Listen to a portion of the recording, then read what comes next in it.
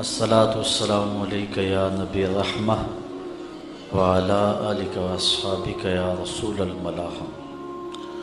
تمام حمد و ثنا، تعریف و توصیف اللہ جل مجدہ الکریم کی ذات بابرکات کے لیے، جو خالق کائنات بھی ہے اور مالک شش جہات بھی۔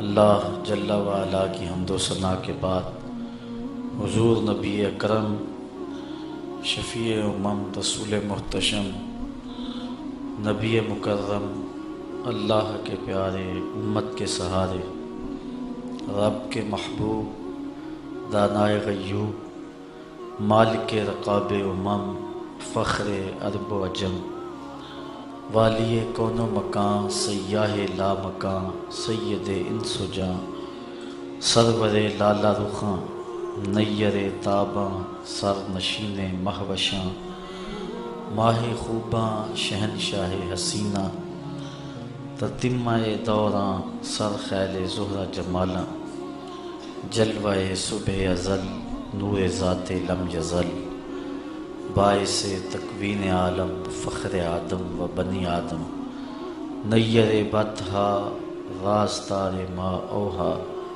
شاہد ما طغا، صاحب علم نشرہ، معصوم آمنہ، احمد مجتبیٰ، حضرت محمد مصطفیٰ صلی اللہ علیہ وسلم کے حضور ناز میں اپنی عقیدتوں، ارادتوں اور محبتوں کا خراج پیش کرنے کے بعد واجب الاحترام، ذوی الاحتشام، برادران اسلام، السلام علیکم ورحمۃ اللہ وبرکاتہ۔ آپ کے سامنے سورۃ الکوثر کی تلاوت کا شرف حاصل کیا ہے، اور آج کی اس نشست میں اسی پر کچھ گفتگو آپ کے گوش گزار کروں گا۔ اللہ تعالی میری زبان پر کلمۃ الحق جاری فرمائے۔ حضرت عبداللہ ابن عباس رضی اللہ تعالی عنہ کا خیال ہے کہ یہ سورت مدینۃ المنورہ میں نازل ہوئی۔ حضرت انس رضی اللہ تعالی عنہ کا خیال بھی یہی ہے، لیکن حضرت عائشہ، حضرت سعید بن جبیر رضی اللہ تعالی عنہما اور دیگر صحابہ کی ایک جماعت اس کے مکی ہونے کی قائل ہے۔ سورت کا شان نزول بیان کرتے ہوئے علماء نے جو واقعہ بیان فرمایا ہے، مفسرین نے، جمہور نے، وہ یہ ہے کہ حضور علیہ السلام کو اللہ تعالیٰ جل شانہ نے اولاد کی دولت سے مالا مال کیا، بیٹیاں بھی عطا فرمائیں اور بیٹے بھی عطا فرمائے۔ چونکہ حضور کے بعد نبوت کا سلسلہ منقطع ہو جانا تھا اور حضور آخری نبی ہیں، تو اللہ تعالیٰ کی حکمت یہی تھی کہ حضور علیہ السلام کے بیٹوں کا انتقال ہو جاتا۔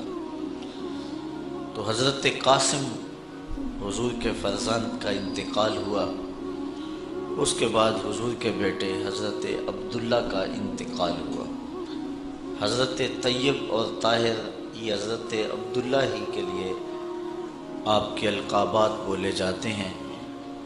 تیسرے فرزند حضور کے حضرت ابراہیم علیہ السلام ہیں۔ تو جب حضرت عبداللہ کا انتقال ہوا تو کفار بہت خوش ہوئے، اور ان کو یہ خبر حضور کے رشتے میں سکے چچا ابو لہب نے، جو کہ اسلام کا دشمن اور حضور علیہ السلام کا دشمن اور معاند تھا، اس نے لوگوں کو دوڑ کر کے یہ خبر پہنچائی اور کہا کہ باترا محمد اللیلہ، کہ محمد صلی اللہ علیہ وسلم اس رات ابتر ہو گئے۔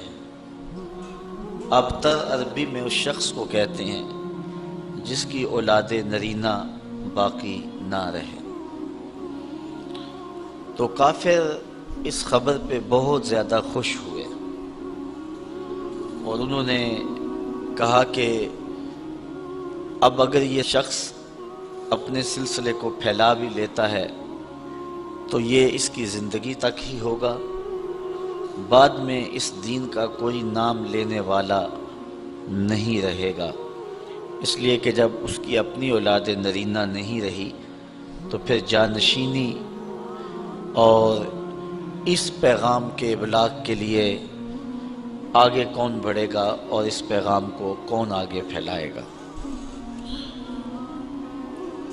اور ایک روایت میں آس بن وائل یہ وہ بدبخت شخص ہے کہ جس نے حضور علیہ السلام کو یہ طعنہ دیا کہ آپ ابتر ہیں۔ تو اس پر یہ سورت جسے سورہ الکوثر کہا جاتا ہے اور اس کے اور بھی متعدد نام ہیں نازل ہوئی۔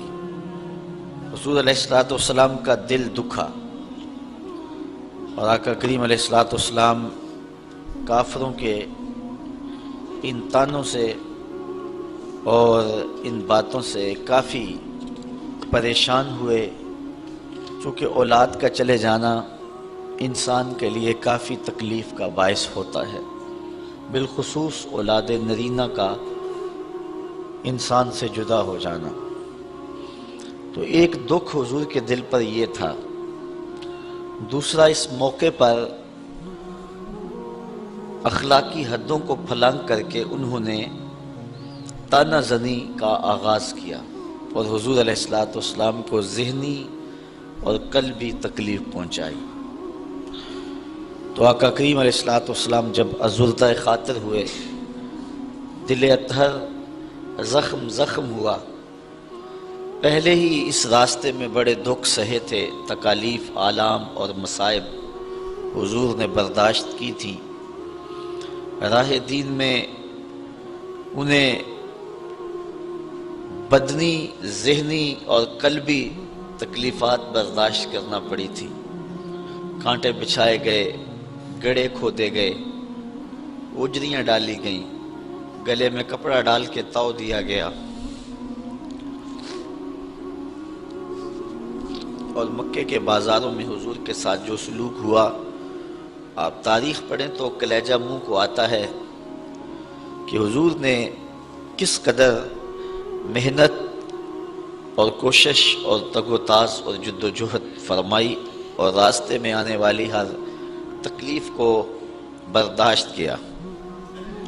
ایک دن حضور گھر تشریف لائے تو کسی کافر نے حضور کے سر انور پہ کوڑا ڈالا ہوا تھا، تو حضرت سیدہ فاطمہ رضی اللہ تعالی عنہا پانی کا کوزہ لے کر آئیں اور اپنے باپ کا سر دھو رہی ہیں اور ساتھ آنسو بہائے جا رہی ہیں، اور آقا کریم علیہ السلام اپنی بیٹی کو تسلی دیتے ہیں۔ کتنی پامردی کے ساتھ، کتنی جرأت کے ساتھ اور کتنے حوصلے کے ساتھ ان سارے حالات کا حضور نے سامنا کیا، لیکن حضور کا فرزند انتقال کر گیا، حضرت عبداللہ فوت ہوئے، تو قلب اطہر پہ بیٹے کی جدائی کا صدمہ بالکل تازہ تھا کہ کافروں نے اس کا بھی مذاق اڑایا، جبکہ ہمارے اس گئے گزرے معاشرے میں بھی دشمن کے ہاں کوئی ایسا واقعہ ہو جائے تو لوگ اپنی زبان بند کر لیتے ہیں، کہتے ہیں یہ 4 دن صدمے کے ہیں، یہ کاٹ لے پھر دشمنی کریں گے، لیکن وہ اسلام کے کتنے سخت معاندین تھے کہ جنہوں نے اس موقع پر بھی طعن و تشنیع کے تیروں کا رخ نہ موڑا اور حضور کو تکلیف پہنچائی، اور اس بات پر بھی ابتر ہونے کا طعنہ دیا۔ تو دل دکھا نہ جب حضور کا، تو جبریل امین وحی لے کر کے آئے، اور یہ سورت جسے سورۃ الکوثر کے نام سے آپ جانتے ہیں، یہ حضور کے قلب اطہر پہ نازل ہوئی۔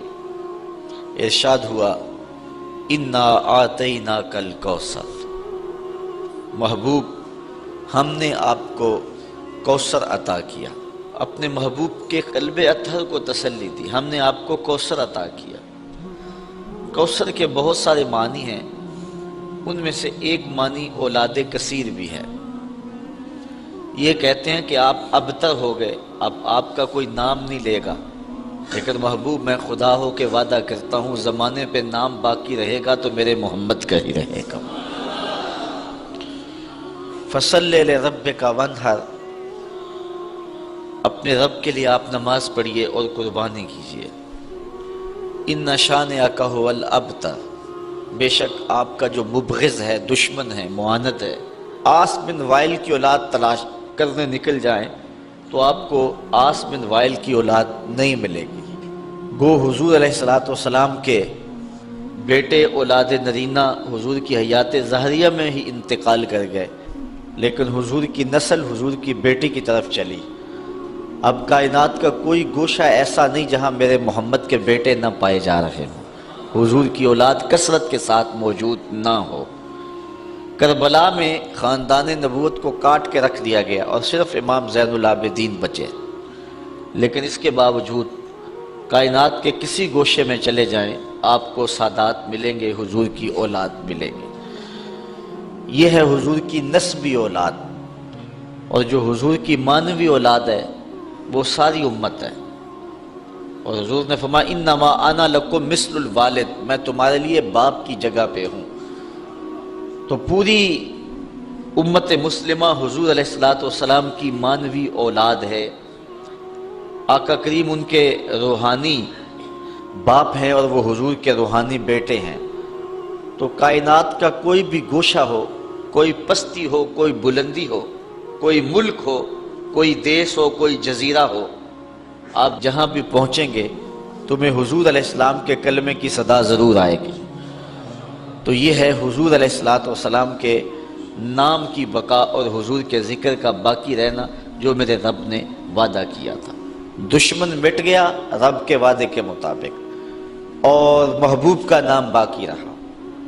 یہاں ایک سوال ہے کہ اللہ کہے کہ محبوب تیرا دشمن ابتر ہے، عاص بن وائل کے 4 بیٹے زندہ رہے، تو جو بات ہمارا رب کہے گا وہ تقدیر کا فیصلہ ہوگا، تو اس کے 4 بیٹے مر جانے چاہیے تھے، لیکن وہ 4 زندہ رہے۔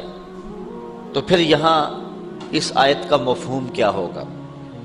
تو علماء بیان فرماتے ہیں کہ وہ 4 بیٹے عاص بن وائل کے مسلمان ہو گئے، بیٹے اس کے تھے اور کلمے میرے رسول کے پڑھتے تھے۔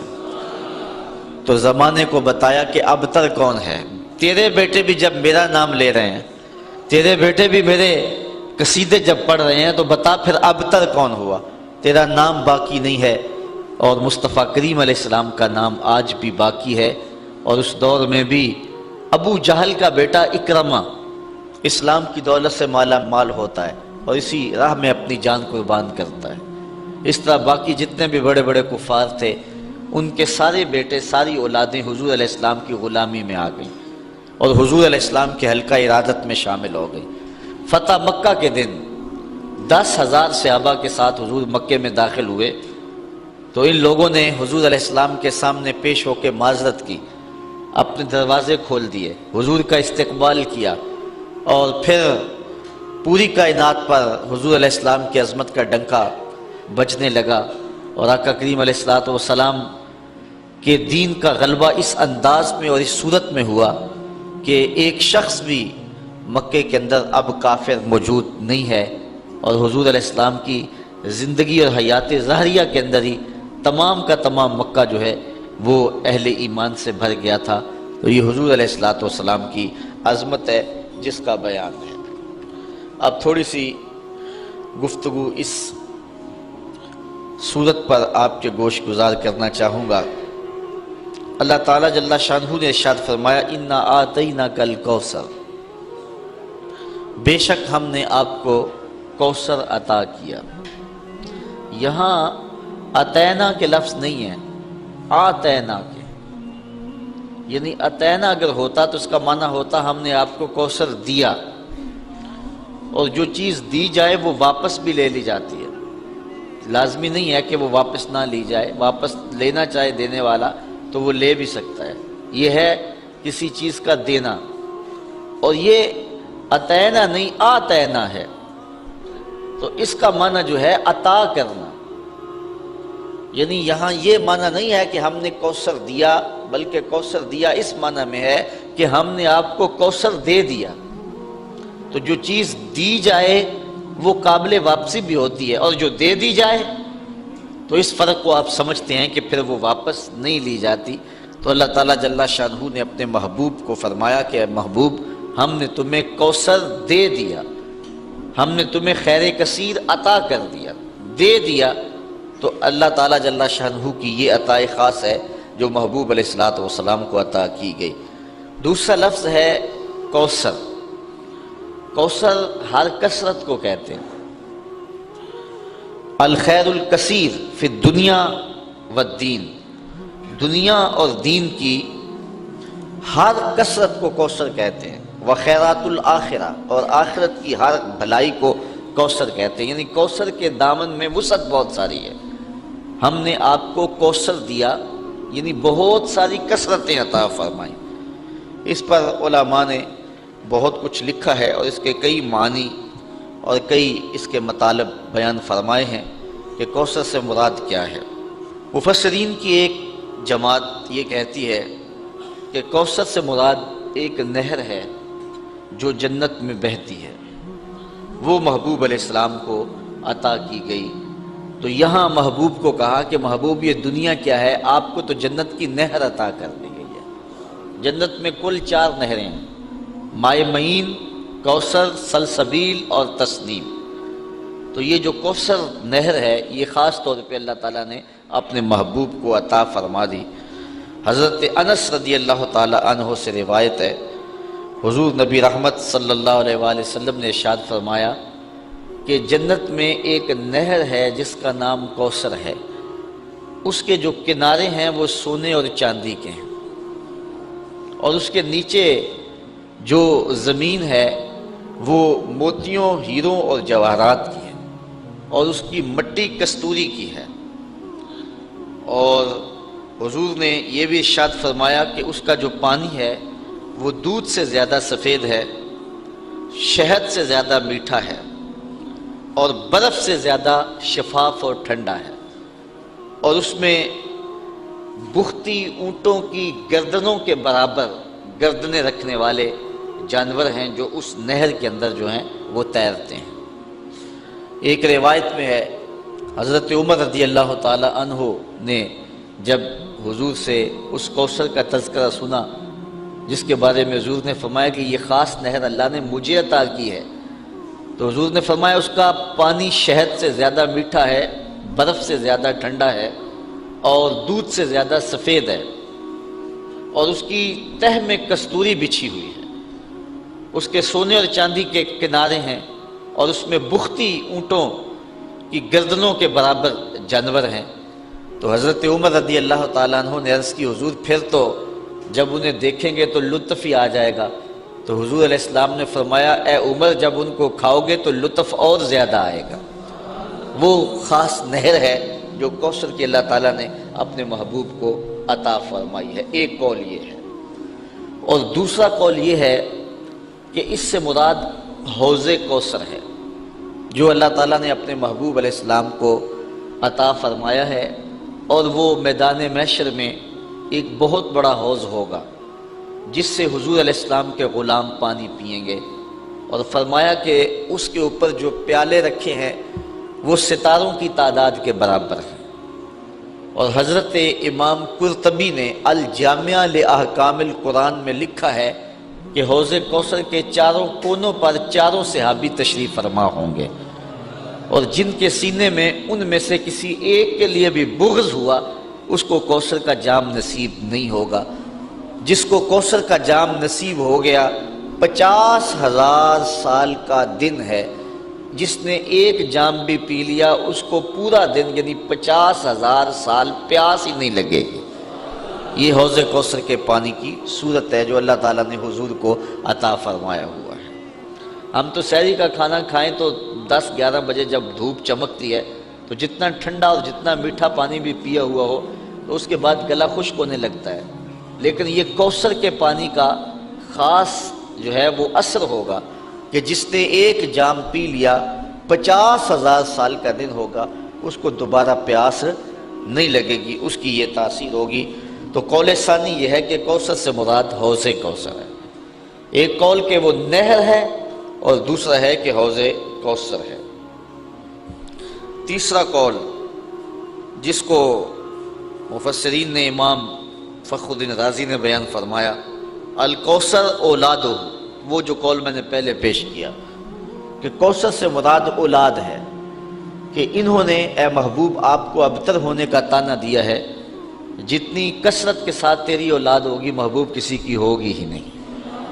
زمانے کے اوپر جس قدر تیری اولاد کا پھیلاؤ ہوگا اس قدر کسی اور کی اولاد نہیں ہوگی۔ چوتھا قول کوثر سے مراد جو بیان کیا گیا ہے وہ ہے علماء امت ہی، حضور علیہ السلام کی امت کے علماء، یہ کوثر سے مراد ہے۔ اللہ تعالیٰ نے اپنے محبوب علیہ السلام کے پیغام کو جاری رکھنے کے لیے جلیل القدر ہر دور میں علماء دیے، جنہوں نے دین کے کام کو آگے بڑھایا۔ پچھلے نبیوں کے کام کو آگے بڑھانے کے لیے ان کے صحابی اور ان کے علماء ایک وقت تک کام کرتے رہے، لیکن اس کے بعد ان کے اندر دنیا داری ایسی آ گئی کہ بس انہوں نے ان کے پیغام کو جو ہے وہ مسخ کر کے رکھ دیا، اور حتیٰ کہ ان کا پیغام اس کو ملیا میٹ کر دیا۔ پھر نئی کتاب کی اور نئے نبی کی ضرورت آئی، تو نئی کتاب آئی اور نیا نبی آیا اور شریعت لے کر کے آیا اور لوگوں کو اس نے پیغام حق دیا۔ لیکن حضور علیہ السلام کی امت میں ایسے ایسے علماء ہوئے ہیں کہ جنہوں نے اتنا زیادہ کام کیا ہے کہ عقل حیران ہو جاتی ہے۔ انہوں نے اس قدر محنت کی ہے اور اس قدر دین کا کام کیا ہے۔ اس طرح بزرگان دین اولیاء امت نے، آپ دیکھ لیں، حضور علیہ السلام ارشاد فرماتے ہیں کہ کل قیامت کے دن بعض نبی آئیں گے تو ان کے ساتھ ایک امتی ہوگا، بعض انبیاء آئیں گے ان کے ساتھ 2-2 4-4 امتی ہوں گے، اور بعض اکیلے ہی آ جائیں گے ان کے ساتھ امتی کوئی نہیں ہوگا۔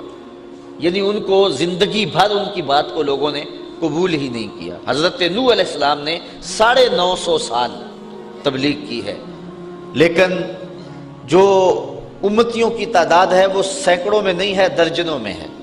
950 سال کی تبلیغ کا نتیجہ۔ لیکن حضور علیہ السلام فرماتے ہیں میں قیامت کے دن کثرت امت کی وجہ سے نبیوں میں فخر کروں گا، کہ جتنی امت اللہ تعالیٰ نے مجھے عطا کی ہے کسی نبی کی، کسی پیغمبر اور کسی رسول کی اتنی امت نہیں ہے۔ یار ایک معین الدین چشتی اجمیری نے 90 لاکھ کافروں کو کلمہ توحید پڑھایا۔ تو یہ حضور علیہ السلام کی امت کی وسعت دیکھیے۔ اس وقت 1 ارب 40 کروڑ انسان دنیا کے اوپر آباد ہیں جو حضور کا نام لیتے ہیں اور حضور کا کلمہ پڑھتے ہیں۔ 1 ارب 40 کروڑ انسان، ہر چوتھا شخص اس وقت پوری دنیا کے اوپر مسلمان ہے، جبکہ یہ امت کے زوال کا دور ہے۔ اس وقت ہم ہر لحاظ سے جو ہے وہ دبے ہوئے ہیں اور غیروں کے دستے نگر ہیں، لیکن اس کے باوجود ہر چوتھا شخص دنیا کے اوپر جو ہے وہ مسلمان ہے، حضور کا غلام ہے۔ تو جب غلبہ آئے گا اور وہ دور آئے گا کہ حضور علیہ السلام کے دین کو اتنی طاقت اور غلبہ ملے گا کہ پوری کائنات کے اندر ایک بھی کافر نہیں ہوگا۔ پوری کائنات کے اندر جو ہے وہ حضرت امام مہدی جب آئیں گے، حضرت عیسیٰ آئیں گے، پھر اسلام کا اتنا غلبہ ہوگا کہ پوری کائنات کے اندر جو ہے وہ کوئی ایک بھی کافر نہیں ہوگا۔ جدھر نظر اٹھائیں گے حضور کے سچے غلام ہی نظر آئیں گے آپ کو۔ وہ وقت بھی اللہ تعالیٰ نصیب فرمائے گا۔ تو 14 صدیوں سے یہ سلسلہ آ رہا ہے اور قیامت تک جاری رہے گا۔ تو حضور فرمایا میں کل قیامت کے دن کثرت امت کی وجہ سے نبیوں پر فخر فرماؤں گا۔ تو اس امت کے علماء نے غزالی اور رازی جیسے لوگ، امام احمد بن حنبل جیسے، امام اعظم ابو حنیفہ جیسے، امام شافعی، امام مالک، امام بخاری، امام مسلم، امام ترمذی جیسے لوگوں نے آ کر کے اس دین کے کام کو آگے بڑھایا۔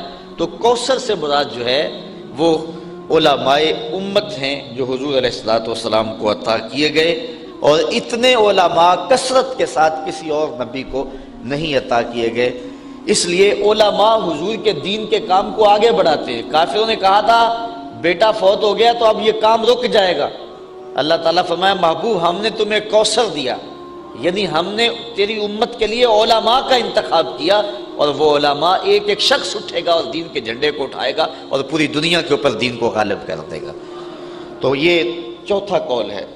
پانچواں قول، الکوثر هو النبوہ، کوثر سے مراد نبوت ہے جو حضور علیہ السلام کو عطا کی گئی۔ گو باقی نبیوں کو بھی یہ نبوت عطا فرمائی گئی ہے، لیکن حضور علیہ السلام کی نبوت اور حضور علیہ السلام کی جو رسالت ہے وہ باقیوں سے ممتاز ہے۔ باقی نبیوں کو بھی معجزات دیے گئے ہیں، لیکن حضور علیہ السلام کو جو معجزات دیے گئے ہیں وہ باقیوں سے ممتاز ہیں۔ اس پر ایک لمبی بحث ہے جو امام رازی نے فرمائی ہے۔ انبیاء علیہ السلام کے درجات کا ذکر کیا ہے، پھر حضور کے مرتبے کا ذکر کیا ہے۔ سب کو درجے دیے گئے ہیں، نبوت کے کمالات دیے گئے ہیں، لیکن جو نبوت حضور کو اور جو کمالات حضور کو دیے گئے ہیں وہ حضور کو ہی دیے گئے ہیں۔ تِلْكَ الرُّسُلُ فَضَّلْنَا بَعْضَهُمْ عَلَىٰ بَعْضٍ مِّنْهُمْ مَنْ كَلَّمَ اللَّهُ وَرَفَعَ بَعْضَهُمْ دَرَجَاتٍ۔ اللہ تعالیٰ ارشاد فرماتا ہے یہ رسول ہیں جن کو ہم نے ایک دوسروں پر فضیلت دی ہوئی ہے، ان میں سے کوئی ایسا ہے جس سے رب نے کلام کیا، اور ان میں سے کوئی ایسا بھی ہے کہ جو درجوں میں سب سے فضیلت اور بلندی پا گیا، اور اس سے مراد میرے اور آپ کے آقا و مولا حضور نبی رحمت صلی اللہ علیہ وآلہ وسلم ہے۔ حضور وہاں تک گئے اور وہ بلندیاں حضور کو نصیب ہوئیں جو کسی اور کا مقسوم نہیں ہے۔ کوئی فلک تے رہ یار گیا، کوئی جا سدرا تے ہار گیا، ایک کالیاں زلفاں والا سی جڑا عرش تو بھی لنگ پار گیا۔ جو حضور کو کمالات دیے گئے ہیں، حضور کو جو رفتیں دی گئی ہیں، وہ کسی اور کو نصیب نہیں ہوئی۔ تو یہاں سے نبوت مراد ہے، اور پھر حضور کو وہ جو کمالات دیے گئے ہیں نبوت کے، وہ حضور علیہ السلام کے علاوہ کسی اور کو نصیب نہیں ہوئے۔ چھٹا قول جو امام فخر الدین رازی نے بیان کیا ہے، وہ فرماتے ہیں الکوثر هو القرآن، کوثر سے مراد قرآن ہے، اور قرآن کی فضیلت حصر اور شمار میں نہیں آتی۔ یعنی اللہ تعالیٰ نے اپنے محبوب کو جو خیر کثیر عطا فرمائی ان میں سے ایک چیز جو ہے وہ قرآن ہے، اور قرآن کے فضائل اتنے ہیں کہ جن کو آپ شمار میں نہیں لا سکتے۔ باقی نبیوں کو بھی معجزات دیے گئے ہیں، لیکن ان کے معجزات ان کے ساتھ ہی چلے گئے، جب وہ اس دنیا سے گئے تو معجزات بھی ساتھ لے گئے۔ اور حضور کا سب سے بڑا معجزہ قرآن ہے۔ حضور 14 صدیاں بیت گئیں اس دنیا سے پردہ فرما گئے ہوئے ہیں، لیکن حضور کا زندہ معجزہ آج بھی ہمارے پاس اصلی حالت میں موجود ہے، اور آج بھی ہم سر پہ اٹھا کے سینے پہ لگا کے اپنے پیغمبر کی صداقت کی گواہی دے سکتے ہیں۔ ساتواں قول حضرت امام رازی نے یہ بیان کیا الکوثر الاسلام، کوثر سے مراد جو ہے وہ اسلام ہے، اس لیے کہ دنیا اور آخرت کی بھلائیاں اسلام سے حاصل ہوتی ہیں۔ اسلام نہیں ہے تو دنیا کے اندر بھی خیر نہیں ملتا اور آخرت میں بھی بھلائی نصیب نہیں ہوتی۔ تو اللہ تعالیٰ نے اپنے محبوب کو جو فرمایا کہ ہم نے تمہیں کوثر عطا کیا، تو اس کا مطلب ہے ہم نے آپ کو خیر کثیر عطا فرمایا۔ آٹھواں قول الکوثر کثرت الاتباع والاشیاء، یہ وہی بات ہے جو علماء کے زمرے میں آپ کی گوش گزار کر دی کہ حضور کے ماننے والوں کی کثرت ہے، یعنی باقی لوگوں کو یہ کثرت نہیں دی گئی جو حضور کو دی گئی ہے۔ میں نے حضرت نوح علیہ السلام کا ذکر کیا ہے کہ انہوں نے 950 سال تبلیغ فرمائی ہے، یہ ان کی عمر تبلیغ ہے، ویسے ان کی زندگی زیادہ ہے لیکن عمر تبلیغ 950 سال ہے، لیکن صرف درجنوں لوگ اسلام لائے۔ حضور کی کل ظاہری حیات 63 برس ہے، 40 سال تک اعلان نبوت ہی نہیں کیا، باقی 23 سال حضور نے کام کیا ہے۔ ان 23 سالوں کے اندر پہلے جو 13 سال مکی ہیں انتہائی کٹھن حالات میں گزرے۔ مدینے میں چلے گئے تو پہلے جنگوں میں الجھا دیا گیا، اس کے بعد کچھ سال موقع ملا، چلو آپ پورے 23 سال شمار کر لیں۔ تو ان 23 سالوں کے اندر حجۃ الوداع کے موقع پہ جو لوگ حضور علیہ السلام کے سامنے کھڑے تھے، حج کرنے کے لیے آئے تھے، ان کی تعداد 1,44,000 تھی۔ یہ صرف 23 سال کا نہیں تھی، جو گھروں میں ہیں سارے حج پہ نہیں آئے۔ میں نے کہیں پڑھا ہے کہ اس وقت مسلمانوں کی کل تعداد جب حضور نے وصال کیا ہے 6.5 لاکھ کے قریب تھی۔ صرف 23 سالوں کے اندر اس کٹھن حالات میں مکے کے لوگ کتنے سخت تھے اور عرب کے لوگ کتنے کٹھن تھے، اور وہ اپنے ان پچھلے عقائد پر کتنی سختی سے ڈٹے اور جمے ہوئے تھے، ان سے جو ہے وہ اسلام کی طرف ان کو لانا یہ کتنا جان جوکھوں کا کام تھا۔ اور یہ صرف 23 سال کے اندر ہوا. کوئی جو ہے وہ سپورٹ نہیں تھی. اللہ تعالیٰ نے اپنے محبوب کو جو یتیم پیدا کیا ہے تو اس کی حکمتوں میں سے علماء نے یہ بیان کیا کہ کل کوئی یہ نہ کہے کہ انہیں خاندانی سپورٹ ہوئی اور مالی سپورٹ ہوئی تب یہ کام کر گئے. یہ دیکھو پیدا ہوتے باپ بھی نہیں ہے. پھر جو ہے وہ ماں انتقال کر گئی 6 سال کی عمر میں. پھر چچا نے جو ہے وہ ذمہ داری لی، لیکن جب نبوت کی ذمہ داریاں حضور کے کندھوں پہ آئیں اور حضور نے پیغام کا ابلاغ کرنا شروع کیا، تھوڑے دن ہوئے تو جو ہیں وہ بھی انتقال کر گئے. آج کل تو تنظیمیں اور آج کل شخصیات کو جو ہے وہ ایجنسیاں آگے لاتی ہیں، سیاسی اور مذہبی تنظیمات کو وہ پروموٹ کرتی ہیں، لیکن مشکل کام ہوتا ہے کہ بغیر کسی کی سپورٹ کے آگے آنا. اب یہ دیکھو کار نبوت، حضور علیہ السلام کی ذمہ داری، اور آقا کریم علیہ السلام پیدا ہوئے باپ بھی نہیں ہے، ماں بھی انتقال کر گئی، چچا بھی انتقال کر گئے، خاندان والے خود مخالفت کر رہے ہیں. ابو لہب مقابلے میں کھڑا، سکا چچا لگتا ہے. اور پھر حضور اٹھ کر کے اس پیغام کو کس طرح غالب کر دیا، اور صرف 23 سالوں کے اندر 6.5 لاکھ کے قریب لوگوں کو اسلام کی طرف مائل کر دیا. اور لوگ پھر ایماندار، کیسے پختہ ایماندار تھے. اللہ اکبر. اگر بلال کی کہانی پڑھو، ابو بکر اور عمر عثمان کی کہانی پڑھو، مولا کائنات کی کہانی پڑھو، حضرت سلمان فارسی کی کہانی پڑھو، حضرت ابو ذر غفاری کی کہانی پڑھو، تو آپ حیرت زدہ ہوں گے کہ یہ کیسے لوگ ہیں، کیسی جماعت تیار کی، کیسے لوگ تیار کیے. ان کے اندر محبت کے جذبے کتنے فراواں تھے، انفاق کے جذبے کتنے فراواں تھے، ان کے اندر اخلاقیات کتنی بلند تھی، جذبہ جہاد کتنا فراواں تھا. صرف 23 سالوں کے اندر ایک انقلاب بپا کر دیا. مورخ اسلام افی جلندری کہتا ہے وہ کڑکا تھا ایک بجلی کا، یا کہ صوت ہادی، عرب کی زمین جس نے ساری ہلا دی.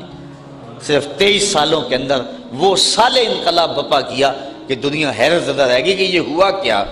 ایک عرب نے آدمی کا بول بالا کر دیا، خاک کے ذروں کو ہم دوش سریا کر دیا. تو یہ حضور کا کام تھا جو مختصر عرصے میں حضور نے کیا. تو کوثر سے مراد کثرت متبعین ہیں جو حضور علیہ الصلوۃ والسلام کی اتباع کرنے والے ہیں.